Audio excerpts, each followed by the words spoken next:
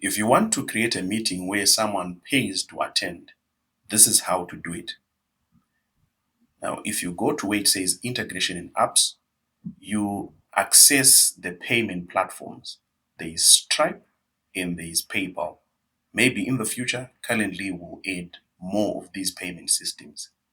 I would just like to show you how to add PayPal. So what you do is just connect with PayPal. When you get to this page, you then enter your email and it will then prompt your password. You'll get to a point where Calendly wants permission to connect to your PayPal account. You can view the actions that the system will be able to perform. And once that is done, you click allow. It will say to you, all is set. Now you can return to your Calendly account. So you click this button. The next part you will see is what says your account has been connected successfully. So when you go to integration in apps, you will see that it says currently connected. Now you'll be able to set up those meetings with a payment.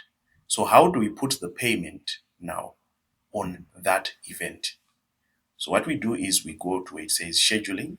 We select the event that we want to charge for, and we scroll down to where it says more options, and then we click collect payment. We then toggle this, turning on PayPal as the processor. Let's say we want $100 for this meeting.